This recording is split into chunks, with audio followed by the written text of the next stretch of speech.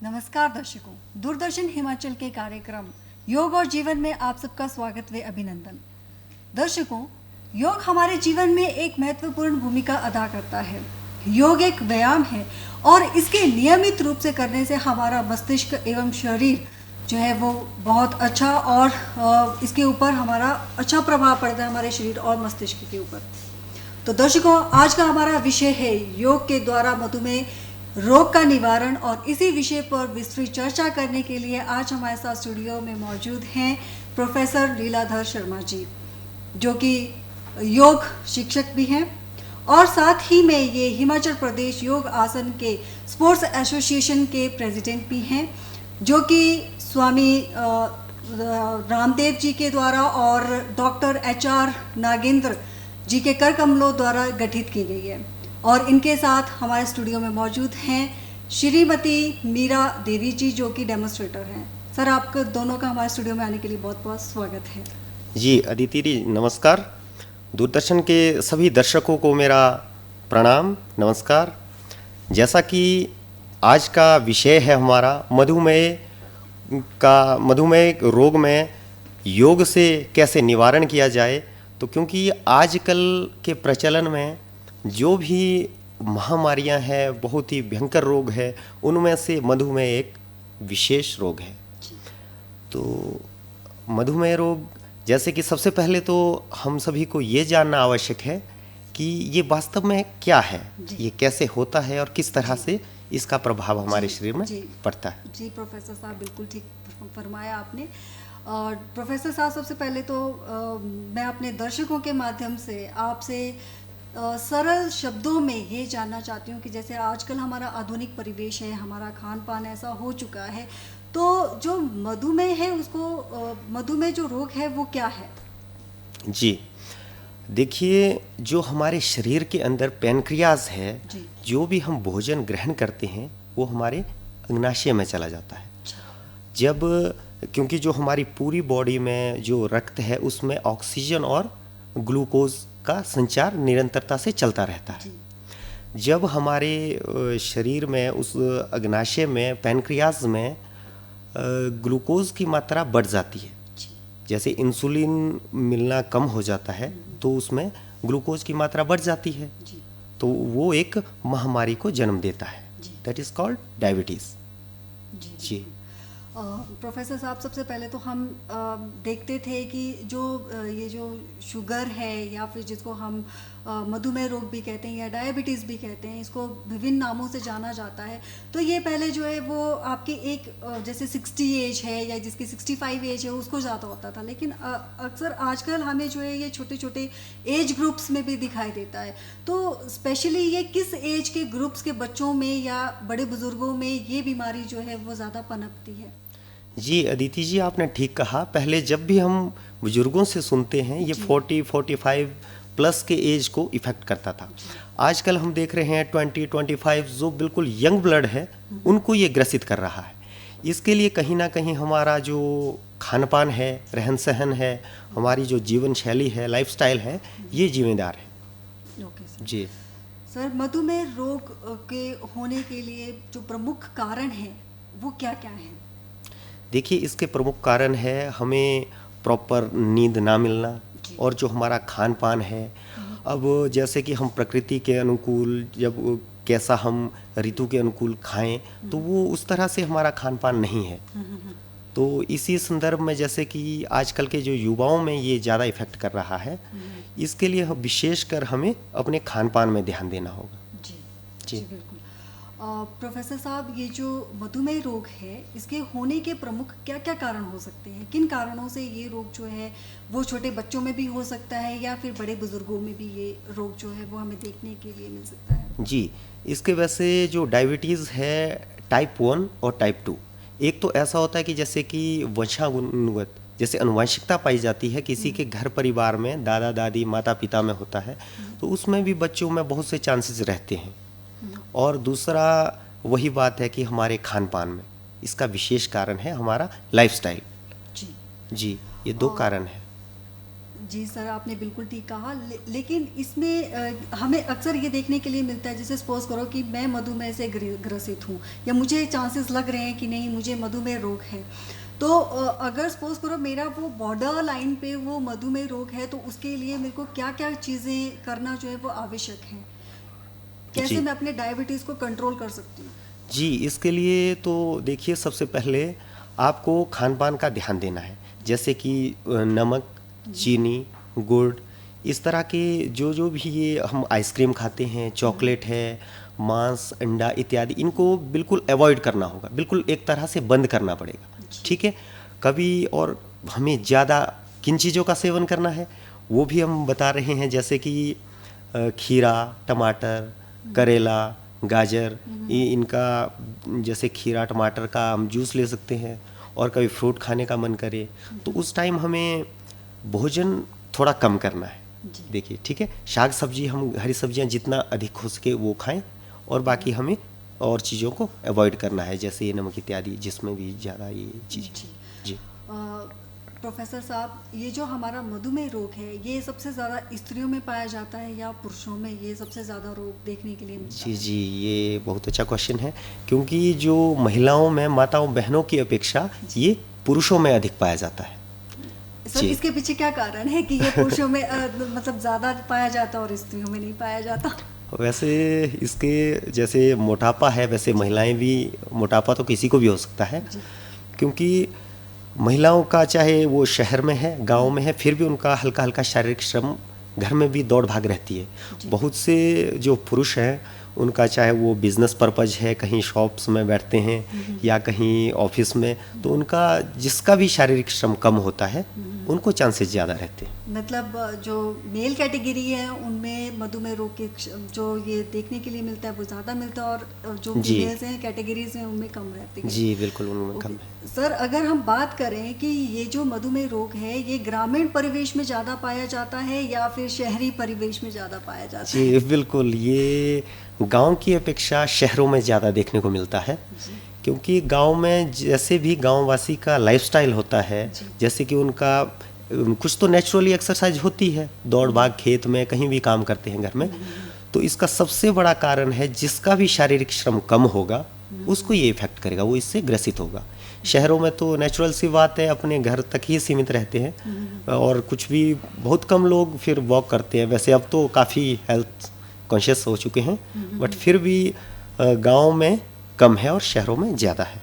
Sir, वो work, जो हमारा वर्क है, हार्ड वर्क वाला जो लोग हैं, जैसे पीपल्स हैं, उनको ये कम इफेक्ट करेगा, और जो मतलब जो ज़्यादा हार्ड वर्क नहीं करते उनको ये कम, मतलब ज़्यादा इफेक्ट नहीं करेगा। कुछ ऐसा है सर इसका सिस्टम? हाँ, इसमें भी है, जैसे कि चलो जिसका ज़रूरी नहीं है कि बहुत ही हार्ड वर्क करे, जिसका कम है, जैसे कि वर्किंग जो फील्ड है, एरिया कम रहता है, तो वो आधे घंटे से पौना घंटा थोड़ा तेज़ चले, वॉक भी कर सकते हैं ना। कुछ लोग वॉक करते हैं तो वो थोड़ा धीरे धीरे चलते हैं, उसका ज़्यादा इफेक्ट नहीं रहता है। थोड़ा सा यॉगिक जॉगिंग करें, थोड़ा तेज़ी से चले, या कुछ थोड़ा सा भी शारीरिक जो भी फिजिकल हमारी मूवमेंट अच्छी हो।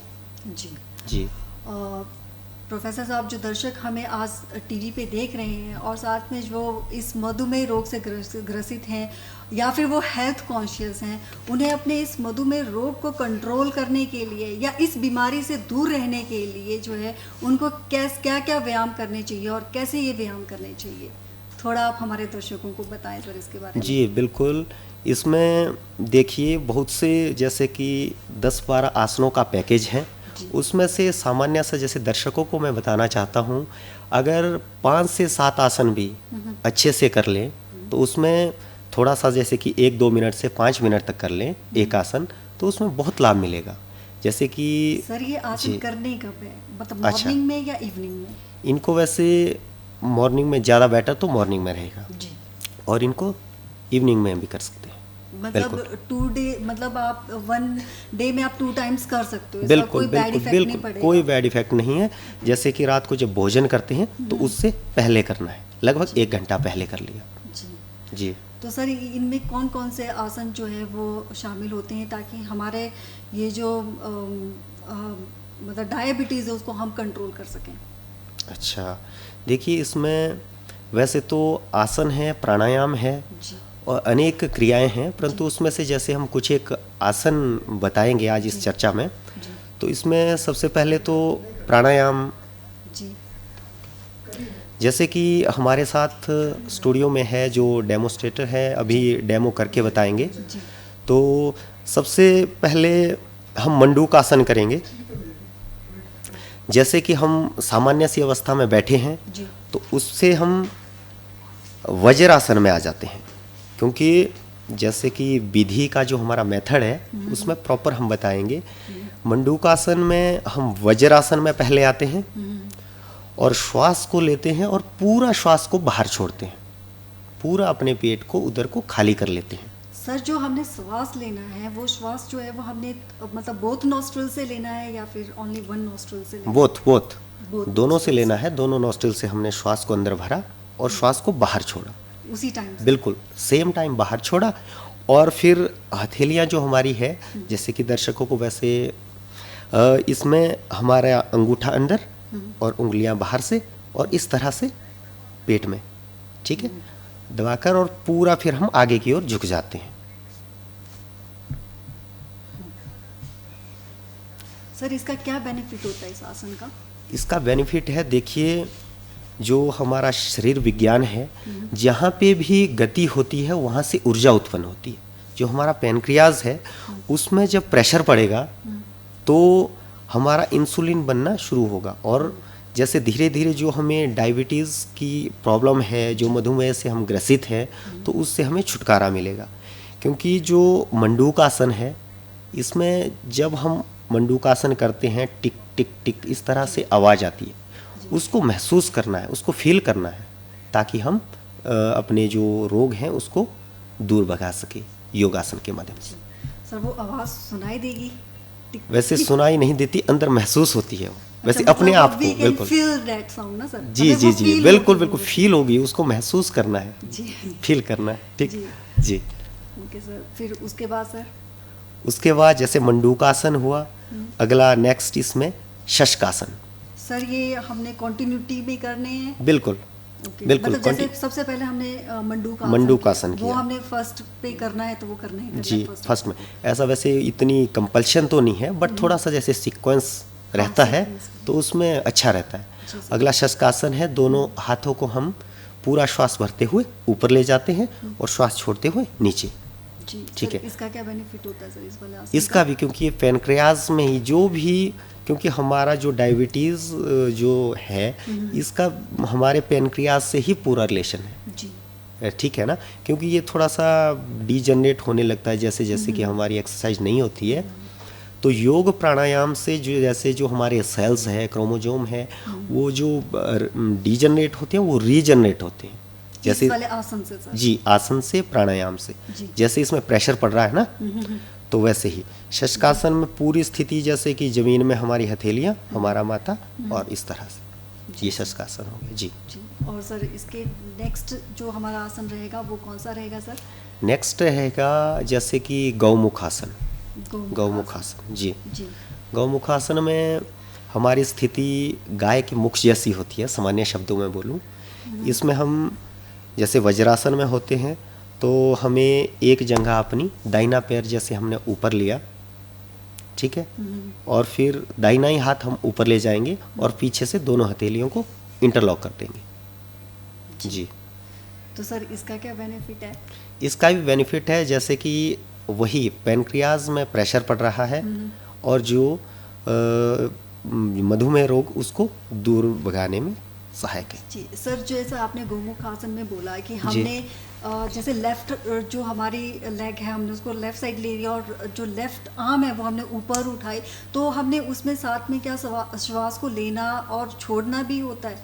जी, श्वास को लेना छोड़ना भी है। वैसे इसमें विशेष नहीं रहता, जैसे मंडूकासन में श्वास को बाहर ही रखते हैं, तो इसमें सामान्य सा रहता है। इसमें वैसे हमें ध्यान रखना है, जो पैर हमारा ऊपर है उसी हाथ को जब हम ऊपर ले जाएंगे और पीछे से दूसरा हाथ हमारा नीचे से जाएगा तो इंटरलॉक करना है, फिर रुकना है। क्योंकि आसनों का तभी फायदा मिलेगा, बेनिफिट, जब हम जितनी देर रुक सकते हैं। स्थिर सुखम आसनम, स्थिरता पूर्वक जिसमें हम सहजता से रुक सके तो हमें बेनिफिट मिलता है। जी, मतलब हमें ये जल्दी जल्दी ये आसन नहीं नहीं नहीं नहीं, वो तो फिर एक्सरसाइज होगी, यौगिक जॉगिंग हो गया ना।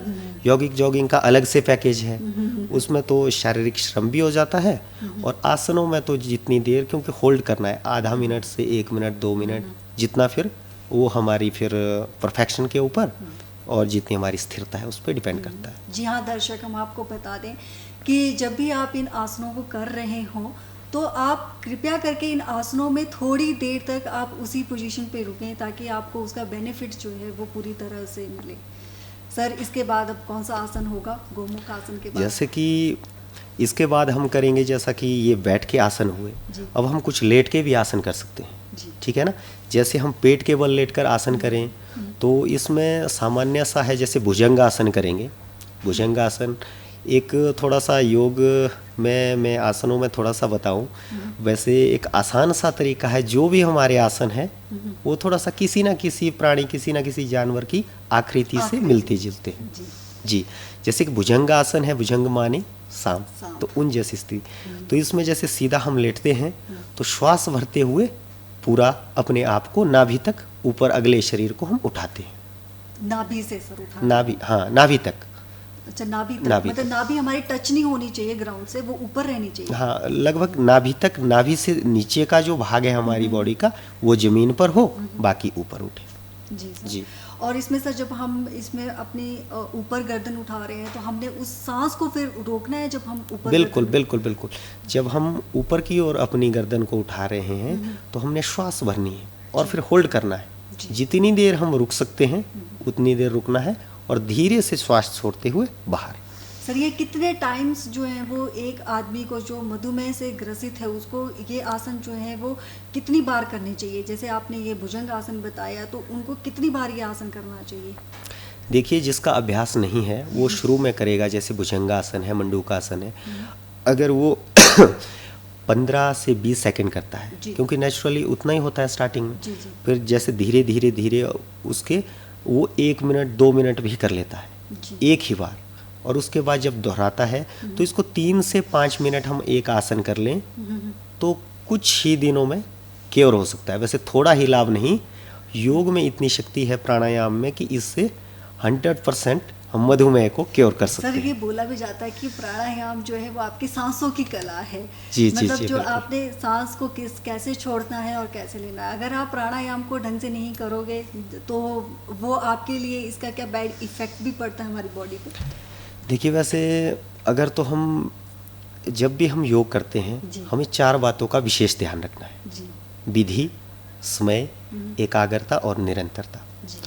अगर हम गलत तरीके से करेंगे कुछ तो वैसे तो योग का ऐसा है कि ज़्यादा ऐसा कुछ बैड इफेक्ट नहीं है, परंतु अगर कुछ अलग ही गलत करेंगे तब तो कुछ गड़बड़ तो होगा ही ना।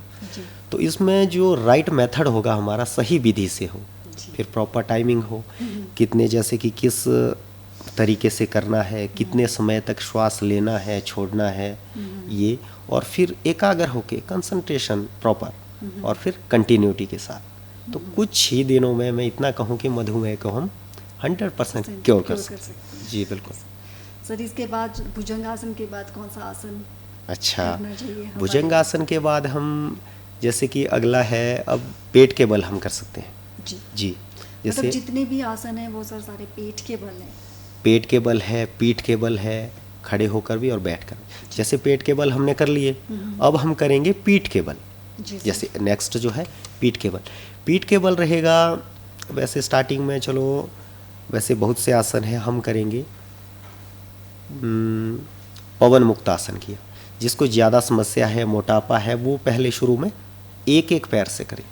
पवन मुक्त आसन। पवन मुक्त आसन, पवन माने वायु, हवा, वायु, मुक्त आसन, हवा से हमने मुक्त होना है, मतलब बिल्कुल वायु से फ्री हो बिल्कुल। गए। ऐसे ऑक्सीजन चलो ऐसे तो लेनी, ऐसे बिल्कुल मुक्त ना हो जो एक तरह का जो व्याधि रूप में हमारे शरीर में है, उससे मुक्त होना है। जी सर। जी बिल्कुल। तो सर इसको करने की क्या विधि रहती है सर? इसको जैसे हम सामान्य सी अवस्था में पीठ के बल लेटते हैं, जी। तो हमने एक एक पैर को मोड़ना है और इस तरह से दोनों हथेलियों को इंटरलॉक करना है, ठीक है, और अपनी नासिका को घुटने में लगाना है। सामान्य सा हो जाता है वैसे, जैसे थोड़ा थोड़ा जिसका अभ्यास है।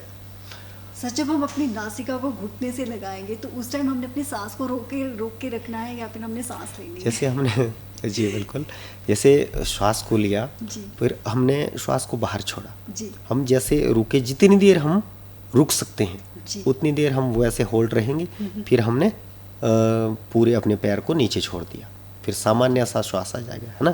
फिर दूसरे, और फिर दोनों पैरों से हम करेंगे पूर्ण जो पवन मुक्त आसन है, उससे फिर पूरा, क्योंकि इसका बहुत सा लाभ है, क्योंकि ये पेनक्रियाज में भी और जिसको गैस इत्यादि जो ये समस्या भी रहती है उसमें भी।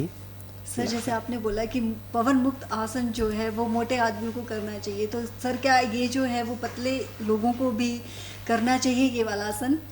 जी बिल्कुल, क्योंकि देखिए जो मोटे हैं, पतले हैं, क्योंकि कई वैसे कि काफ़ी व्यक्ति का ये कहना रहता है लोगों का कि हम तो पतले हैं, ये तो मोटे लोगों के लिए है, या संत महात्माओं के लिए, साधु संतों को, या बुजुर्गों के लिए। ऐसा कुछ नहीं है, योग बच्चों, युवाओं, सबके लिए है। तो जब हम बीमार हो जाएंगे, उसके बाद जब हम करने लगे, तब तो फिर ज़्यादा कुछ हो नहीं पाएगा। तो ये सबके लिए है, और पतले का मोटे का इसमें वैसे विशेष रोल कुछ नहीं है, स्वस्थ और अस्वस्थ का इसमें मेन भूमिका है। प्रोफेसर साहब, मैं एक बात आपसे ये जानना चाहती हूँ कि अक्सर मैंने अपनी लाइफ टाइम में लोगों को ये भी सुनते हुए, बोलते हुए देखा है कि यार हम इतने टाइम से ये योगा कर रहे हैं, ये एक्सरसाइज कर रहे हैं, लेकिन हमें जो है वो इसका कोई इम्पैक्ट नज़र नहीं आ रहा, इसका कोई हमारे इफेक्ट नज़र नहीं आ रहा। So what is the reason sir, इसके पीछे क्या रीज़न है? जी बिल्कुल, इसमें ऐसा है, देखिए अदिति जी, क्योंकि बहुत से लोगों का ऐसा कहना रहता है जी। उसमें वही बात है ना कि जैसे मैंने अभी कहा, विधि, जब हमारा मेथड सही ना हो, राइट मेथड से नहीं कर रहे हैं, वैसे कर रहे हैं। अब अनुलोम विलोम की बात है, हमने जब भी करना है, राइट नॉस्ट्रिल को बंद किया, लेफ्ट से श्वास लिया, फिर लेफ्ट को बंद किया और राइट से छोड़ा, ठीक है, ये प्रोसेस है जो एक राइट मेथड है। अब कुछ कपालभाति करते हैं, कपालभाति प्राणायाम है, जैसे कि अभी इसी में आएगा, जैसे मधुमेह के लिए बहुत लाभकारी है। कपालभाति में रहता है, एग्जाम्पल दूं मैं एक थोड़ा सा दर्शकों को भी, जैसे कि कपालभाति में हमने श्वास को एक झटके के साथ बाहर छोड़ना है। कुछ लोग ऐसे, कुछ लोगों का क्या रहता है, वो श्वास को अंदर लेते हैं इस तरह से। अच्छा, मतलब कपालभाति में हमने श्वास को बाहर छोड़ना है, एक जैसे 1 सेकंड में 1 स्ट्रोक, जो सामान्य व्यक्ति। क्योंकि जैसे आपका प्रश्न था, उसका मैं सामान्य से शब्दों में आंसर दूं, उनकी विधि सही नहीं होती जी। बाकी ऐसा कोई रोग नहीं है जिसमें योग से लाभ ना हो। जी। सर ये जो कपालभाति है, ये इसकी क्या मतलब एक हमें, हमारे दर्शकों को इसकी एक विधि हो जाए सर, किस तरह से ये कपालभाति और जो प्राणायाम है वो किस तरह से किया जाता है, ताकि हमारे जो दर्शक हैं वो भी इस शो को देखकर लाभान्वित हो जाएं सर? जी बिल्कुल, देखिए कपालभाति प्राणायाम है, इसे वैसे प्राणायामों का राजा भी कहा जाता है, प्रमुख प्राणायाम है। कपालभाति में हम वैसे कोई भी प्राणायाम है उसमें हम जैसे पद्मासन में, सुखासन में, सिद्धासन में, जैसे जिसकी क्षमता हो अपनी सहजतापूर्वक बैठे। और हम जैसे मुद्राओं का है, ज्ञान मुद्रा, ध्यान मुद्रा या वायु मुद्रा। यदि वायु मुद्रा में कोई करे, इस उंगली को, तर्जनी उंगली को अंगूठे के मूल भाग में रखे, तो अपने जो हाथ रहेंगे, हथेलियाँ अपने घुटनों पर, ठीक है। तो सामान्य सा इसकी विधि है, हमारी कमर, गर्दन बिल्कुल सीधी, तो उसको श्वास को हमने एक झटके के साथ बाहर छोड़ना है।